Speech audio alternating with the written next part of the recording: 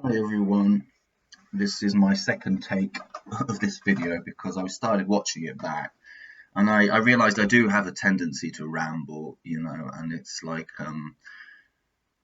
I get distracted, like I'll be saying something and I always think, well, I'll come back to that in a minute. I'll do a little parenthesis because I think that'll be interesting as well. And then it's just, yeah, sometimes these videos get so long-winded, so I'll just get to the point. I did a crown chakra meditation just now, put some crown chakra music on, and my attention went up there. I guess because I was thinking about it. Well, the music helped or whatever. And I lay down on the ground, and the Kriya started doing what the Kriya do. And then it came to a stop, to a complete halt. Now, the Kriya haven't stopped. If I relax, it's still happening. It's just during this session they stopped, which was lovely because it's very rare. It doesn't happen a lot. And people sometimes ask me if I meditate or wonder why I don't talk much about meditation or seem to think I don't have a lot of interest in it, which isn't true. I've always been interested in it. It's just that in the olden days when I got interested in all this stuff, I couldn't do it because my head was too noisy and there was too much seeking. So I just had to get up and walk away, even though I was trying. I was like, I can't do this. And I wasn't able to. But obviously, this seeking need and energy sort of came to a screeching halt about a year ago. And obviously, that makes things a lot easier because without that sense of like, I need something to happen, you can just sink back and meditation, I guess, then happens automatically. At which point, do we even call it meditation? But anyway, I'm going to call it meditation. So this is this, and so there was just a bit more energetic clarity, I would say, and there's just a bit more clarity about maybe about what's happening here, and I think what's going on is that seeking energy, when that comes to an end, that's great, and that's a huge relief for the organism. The organism just goes like, oh, thank fuck for that. And but then the body is just full of knots and conditioning. It's like the waters, are still really muddied. So what Kundalini is trying to do is just pushing out all the conditioning, that's all the things throughout the years, the knots, the blockages and things like that. And it's incredibly physical. The whole thing's physical. There was a lot of emotional stuff right at the beginning for me. That first, I don't know, month during the Kundalini, or maybe 2 months, just lots of crying, sort of weeping for the whole of humanity, almost just weeping for this sense of self that wasn't really real. Very, very emotional stuff, but there hasn't been for a long time. It purely seems to be a physical process at this stage. I've no clue what's coming or where this is going, if anywhere, but it's just physical. It's just and so I wasn't able to meditate because meditation for me just meant movement. So if I sat there very still, it's just insane, so I couldn't get any clarity. But just now, okay, so I was lying on the floor, and then there was just this interplay between thoughts and presence, which is not unfamiliar to me. I kind of know this territory a little bit, and I know I've said in the past I don't really know what consciousness is, but I guess presence is what people call consciousness. I think Eckhart Tolle would call presence consciousness. So when the thoughts die down, yeah, there's a feeling of being, of aliveness, and that was coming more to the forefront. And so I was like, okay, well, this is clear now. I think this is what people are talking about. And I've always had tastes of it before, and it's kind of, thinking gets in the way, whatever. And thinking, there was still a lot of thinking, but the thinking was no longer a problem during that session just now. It was just, and there was still, my mind was still kind of like you're thinking, and then it's like you come to, and then there's presence, and then you're thinking again, and it's like you come to, and then there's presence. But whereas in the past I'd have gone, shit, too much thinking in the way. It's like just quickly get to the presence. But it just didn't matter because there was no suffering during the thinking. It was just thinking. Why is thinking a problem? Just thinking. And then, oh, good, it's in presence. I'm still trying to lean towards the presence, but not in a dramatic way. It's sort of happening by itself. It's this kind of yin yang, like thoughts, and now the presence comes back, and there's some thoughts. So yes, there's no need to judge the thoughts or try and get rid of them, or it's just that the thing is, the moment you notice them, that is presence coming in. That's a very Eckhart Tolle sort of quote.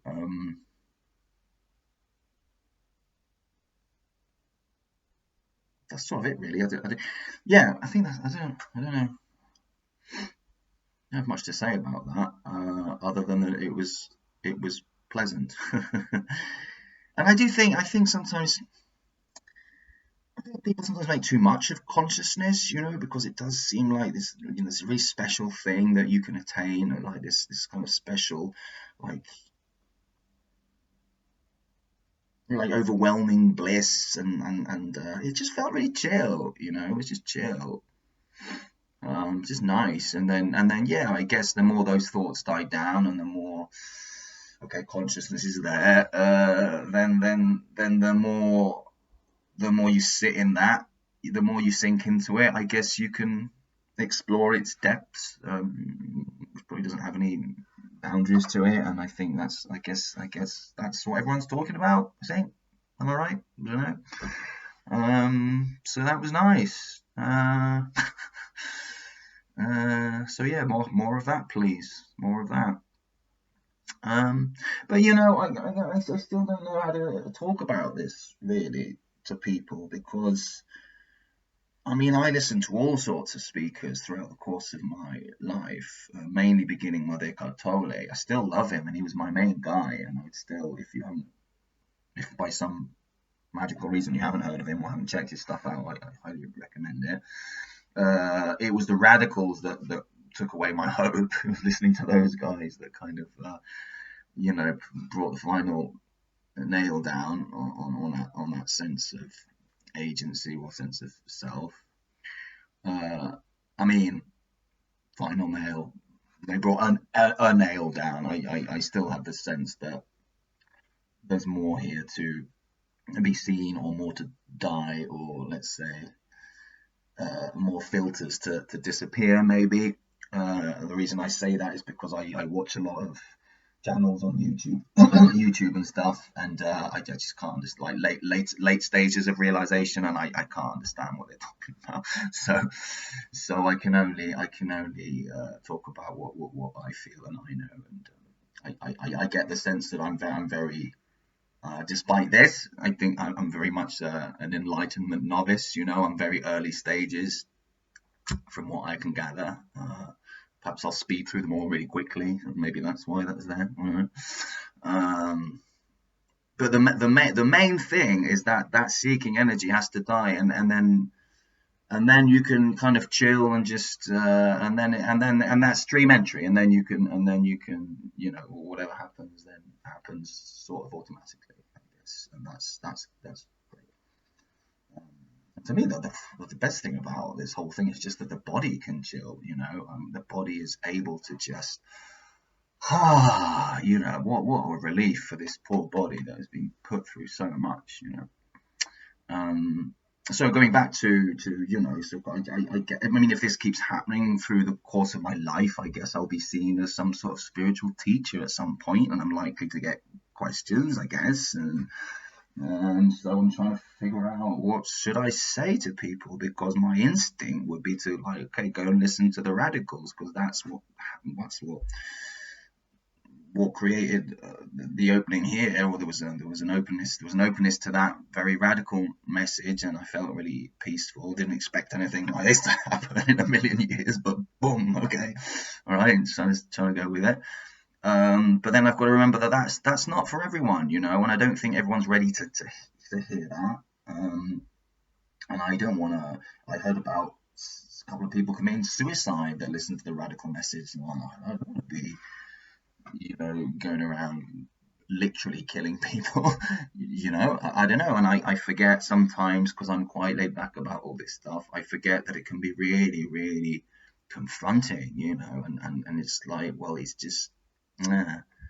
So maybe it's better to try and gauge where people are on this apparent journey and say, well, I think, because when I discovered Eckhart Tolle, had I heard I don't think I'd have been able to deal with the radical stuff back then. But Eckhart Tolle was great. It didn't. Listening to him never took away the seeking energy here, but it helped a lot with clarity, and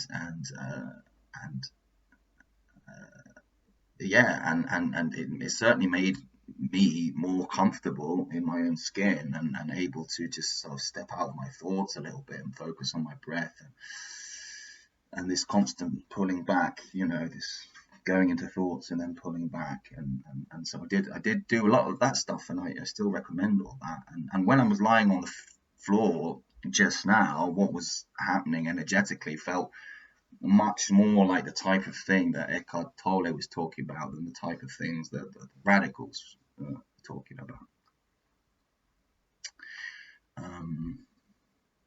But I think the way it plays out is that once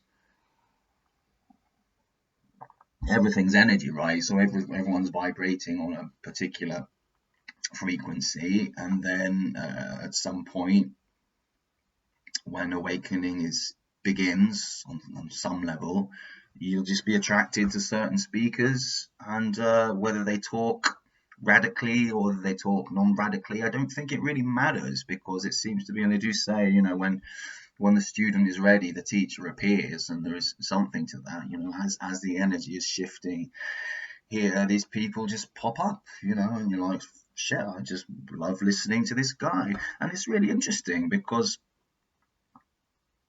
I don't know, everyone seems to have a different energy, and even those radical speakers, there's some of them I just don't like listening to. Others, there's a massive resonance, even though the message is the same. Like one speaker, I'm just like, for some reason, no. And another speaker is saying exactly the same thing. I'm like, yeah.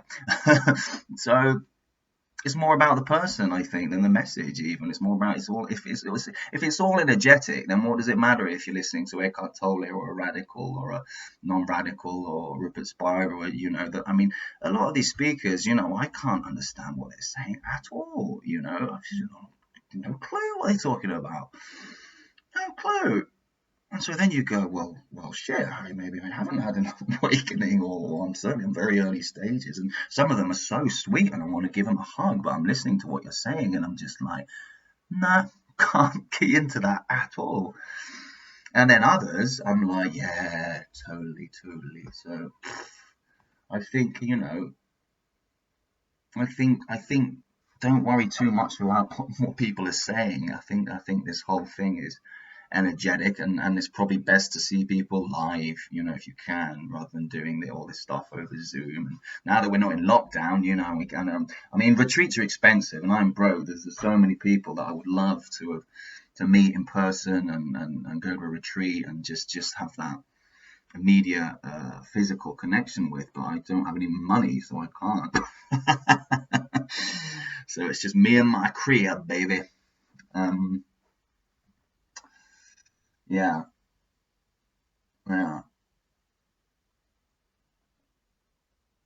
So I don't know. I don't know if I do end up becoming some sort of personality in the awakening game.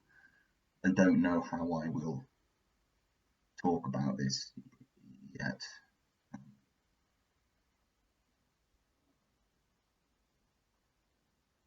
We'll see. We'll see.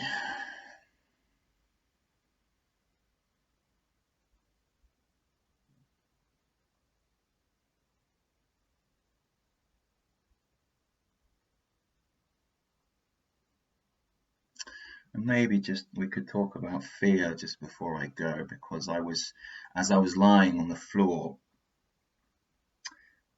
it's almost like fear tries to come in or to come back, but it struggles to, because it's almost like I'm just looking at the fear going like, well, what's the point of you? You know, what are you doing?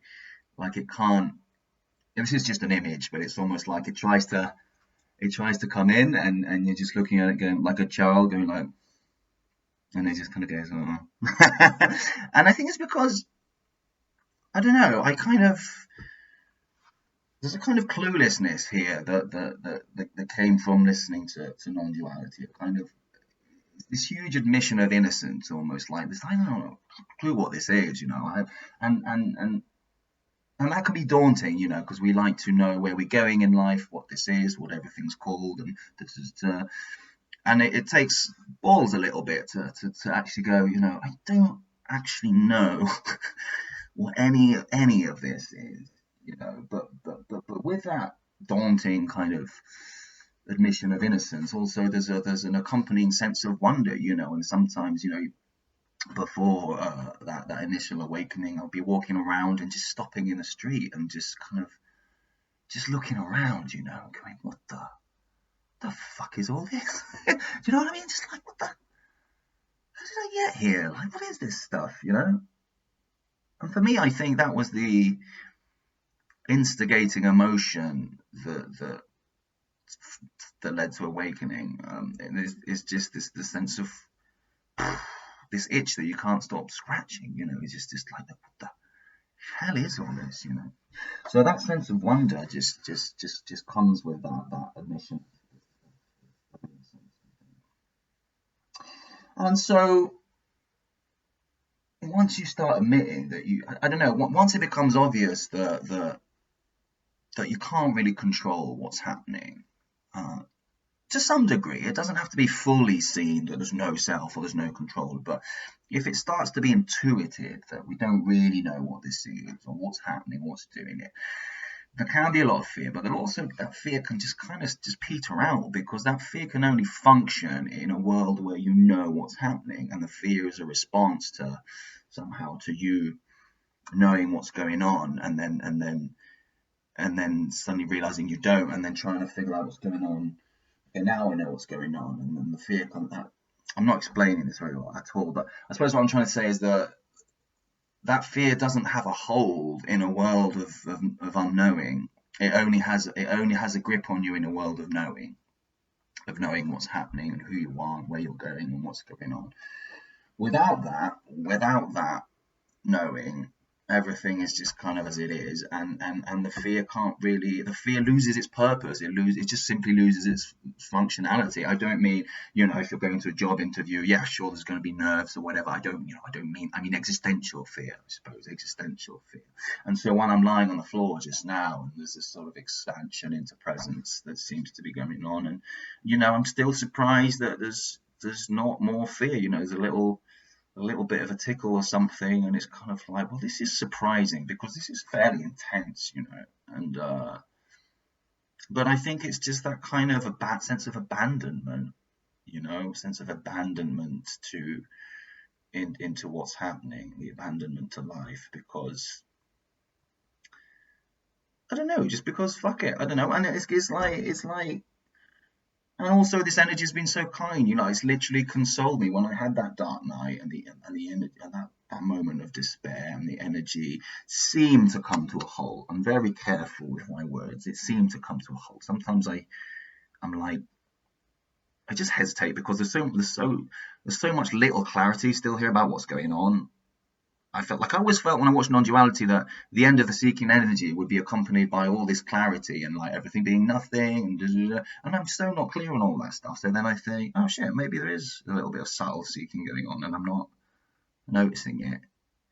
Who knows? But certainly, you know, I mean, fuck, you know, the body's relaxed so much that I can't imagine that there can be. God, okay, I'm ranting now. But anyway, so fear, just you know, and yeah, what I was gonna say. Oh my God, I'm a bit hungover. I'm sorry. I went out last night, and it was my friend's wedding celebration, so forgive me for my whatever. But yeah, and the fact that this thing has just consoled me. You know, I was lying on the bed, and that seeking energy was coming to a close, and there was just absolute despair. And the Kriya started trying to cheer me up, like as if I was its little baby or something. You know, so there's just so much trust in it, so much trust in this Kundalini thing. Yeah, okay. I think that's it. Thanks, guys. I'll be doing a talk tomorrow evening with Dawn Garland and Walter Driscoll. A Zoom. I think it's 7 p.m. UK time. I missed the last one because I completely forgot. I totally dropped the ball, and we organised it a while ago, and it just wasn't on my mind. And then I got a text from Dawn, "Where are you?"